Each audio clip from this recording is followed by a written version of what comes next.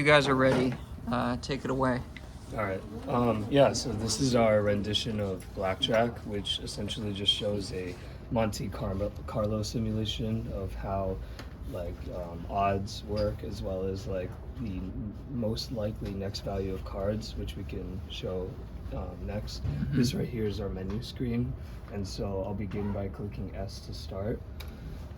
And then next I'm prompted by the number of players to play as. So first I'll start off with one for now. Sure. So yeah, now you get the option to essentially enter your bet amount as you would do in a casino situation. So if you want, you can just bet something And easy to so calculate. everyone starts off with a balance of 1,000, and you can have a min bet of 3 and a max bet of 1,000. Okay. I can just start off with betting 100, which is updated in the bet area.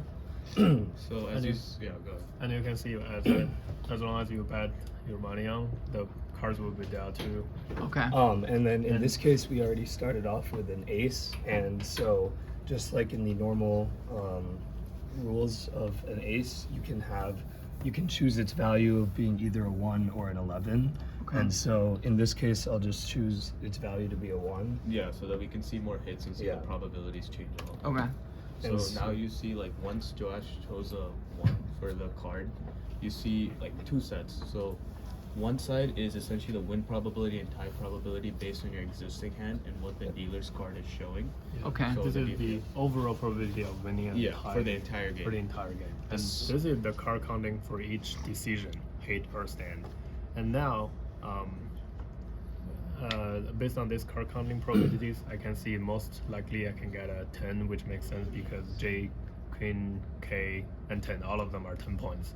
Okay. So since he chose to 1, so now it's 7 points, so I will choose to hit.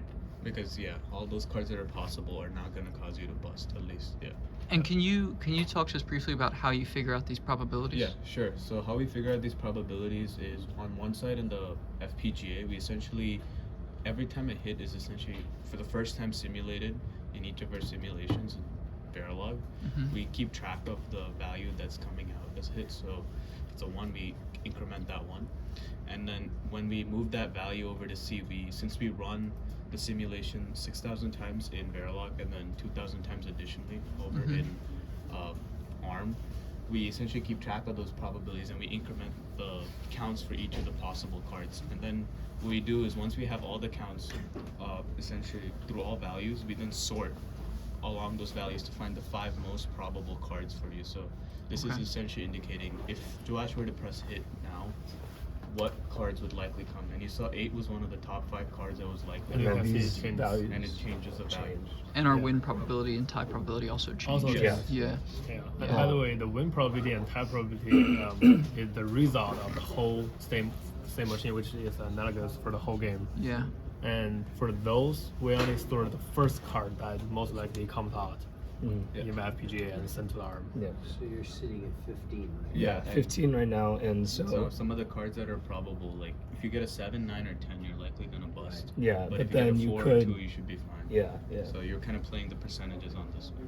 So am I correct that as the player of this game, I would interpret this as it would be a bad idea to hit? Yeah. No, Not- So they're totally separate. Okay. Yes. So as a player, you probably want to look at this card counting table more because you want to know what the next card could probably be. Yeah, That's okay. the most that helpful helps for you you. with your Okay. decision making. Yeah. This is just giving you an overall idea of just Yeah. how you're going right now. This is kind of where you probably Sure. will end Yeah, up. yeah. So right now you have a kind of like low probability to win. So it depends on you. Do you want to kind of risk your game or not? It's about being aggressive or being conservative. Yeah. But most likely you're using this card counting to Help make you your know what's decision. gonna come next. And is this how many decks are involved? So 5 decks right now, so 260 cards. Okay. Yeah. So you're shuffling 260 cards 10,000 times more or less. Or so how many it's not you're simulating 6,000 hands. 6,000 hands. Yeah. Technically yes, but we're repeating that by another 2,000 times. So we're shuffling it a lot. Yeah. Yeah. So there's 12 million total games. Yes. 12 million hands as well. Yeah. Yeah. So in this case, I can maybe choose to hit and just show Yeah, I'll how hit. that I'll works. hit because And also keep in mind the dealer's top card is not revealed at the moment until all the players have gone. Mm-hmm. yeah. So I'll Let's hit. hit. Oh, so in this case, I got 21, which is the max value that you can get in And a then you game saw of your win Blackjack. probably just Yeah. shoot up because you're Yeah. already at Yeah. 21. And Yeah. then whenever these all go to 0, you will always have a suggested move to stand because it's So less the computer likely. essentially Yeah. aids Yeah. you with Right. telling you. And you probably play the just game. and you probably just notice the delay between the hit and the suggestion comes up, 3 which is seconds. about 3 seconds. Yes. Yeah. So I'll stand. And so now you can see here the dealer's rest of their cards were 19, but since I had 21, Okay. I ended up beating the dealer. So I won whatever I bet on, which was updated Yeah. in my balance. Cool. Okay. And a new prompt shows yeah, up oh yeah, to new ask, do you prompt. want to continue with So I the can do same that. players? Or restart with new players. So I guess now I can maybe restart. Or just restart. Let's restart with 2 players. Yeah, so we can restart. up the number of players. With two. So when I restart, it essentially resets everyone's balance back to 1,000, and then now I can Okay. replay again. So Yep. player 1 is then prompted how much they want to bet. I can, and then player 2 is prompted how much they want to bet, which are each That's up again. right there. Yeah. So so the first time, Queen. player 2 is kind of lucky. Yeah. But Yeah, but we always start from player 1. So Yeah. player 1 has 12, Yeah. and the winning probability plus tie probability seems kind of low. So I want to raise And none of the cards mostly will cause you a bust initially. Yeah. besides 10. Yeah, besides So let's that. hit. So Oh, baby. Oh, that's nice. yeah. so nice. again, Like yeah. a Yeah. Okay. And this case in real casino, you'll stand anyway. But based Yeah. on our card counting probability, It's also snap. it's also suggests to you to and stand. the win And the probability win I probability guess is shoots high. up. Yeah. Sure. Yeah. So it's a bad day so- for the dealer. Yeah. At least today. So in this But, case, yeah. because the dealer, I'm bad at math. So it's what? 20? 18. The dealer 18. has to stand on 18. He's 18. The dealer has to hit on 16 and stand on 17. So dealer has to hit to be equal or more than 17, Okay. and automatically stops. Okay. yeah. Cool. So I can. And we can also push it to, I guess. I guess one other thing is we can also play again with the same players. Uh-huh. So if I click Y, it'll keep their Their old balance. balances. Okay. You restart. Essentially, new round. And So- while Joash goes through this logic, one big aspect of this also was random number generation, because a lot of that random number generation happens in Verilog. Mm-hmm. And we kind of took up your idea on using the change LFSRs, where we have like 6 different LFSRs and we take their first bits and we create that random number. That was when we had 52 cards, and then we extended it to 8 LFSRs to create an 8-bit number for the 260. Okay. And so that's kind of how the random number generation works. And then we're using 2 on-chip SRAMs, 1 on-chip SRAM to essentially do all the seeding, Mm-hmm. because we want to keep the seeding as random as possible. So we're sending the seeds from ARM over to Verilog, and then 1 on-chip SRAM for deck information. We're kind of going down the card deck as games go on. And how many bits is each LFSR? So each LFSR right now is 8 bits, and then we're taking the first bit of each of those LFSRs. Okay. Okay. But that means they repeat after 256. Correct. But since they're periodically repeating, we wanted to increase the randomization. That's why we're taking the first bit of each of the 8 LFSRs and concatenating them. So Yep. So every what we lose in that situation is, I guess, value uniqueness, because in the first, just using 1 LFSR, we get unique values guaranteed through 256. This one, repeats still happen, but we have picked logic to make sure that we're accounting for those repeats. So it was a trade-off between Yeah. uniqueness and greater randomization. We wanted greater randomization. So in a given game, you make sure that you don't draw the same card Yes. twice. yeah, Okay. Yes. we have a pick logic in Verilog. Yeah. Okay. And as I just mentioned, 1 random number generator generates periodically random numbers. So that's why we concatenate 8 Mm. random numbers on Cool. 1 bit Okay. to a big number. Yeah, so maybe I can just go through another. Sure. So here I have 12, so I'll guess I'll more likely want to hit. You got 5, which is also one of your top 5. Oh yeah. So now the suggested move is to stand, but Mhm. yeah, I Just can. stand. That's yeah, good. I'll just stand. And you see the probabilities change for the second player. Right. Yeah. Mm-hmm. And then player 2 now has 13. And just so these probabilities are accounting for the cards that we've already seen.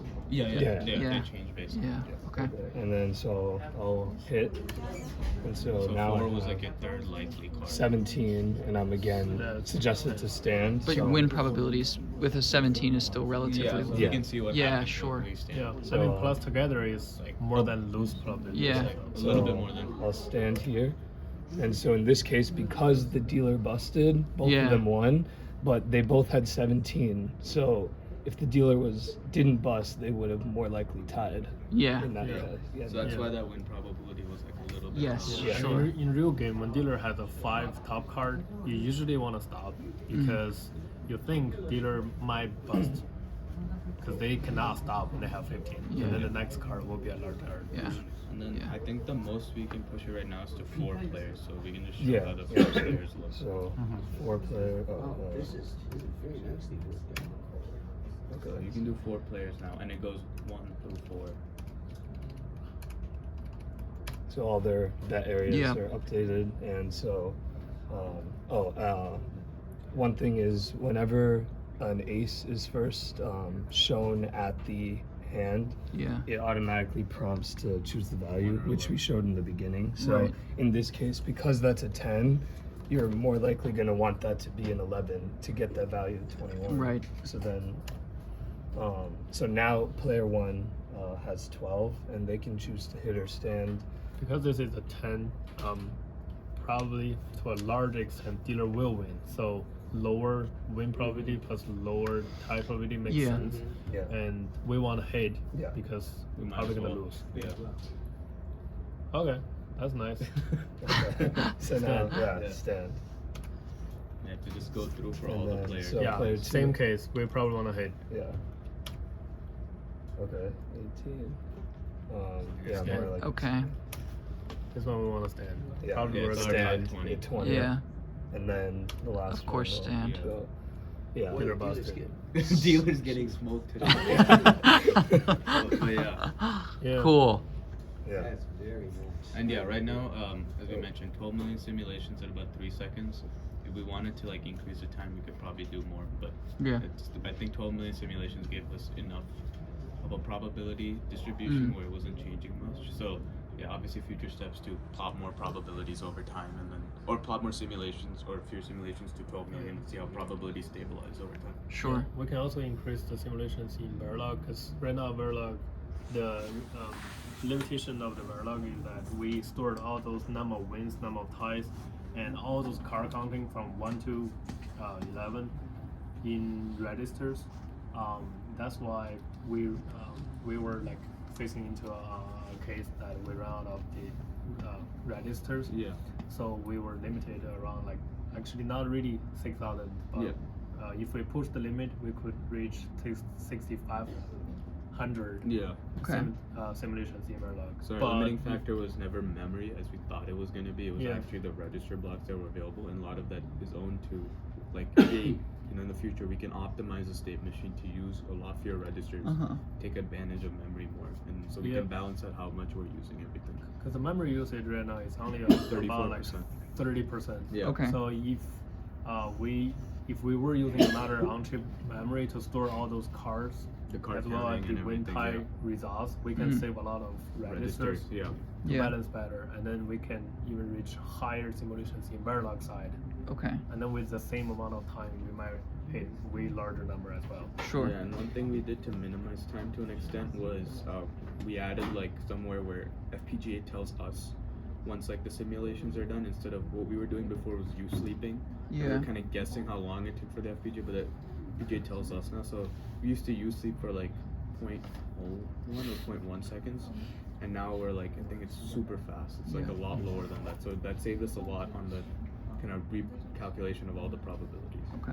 Did you run I missed this, did you run a sequence of increasing number of simulations to see if the probabilities converged?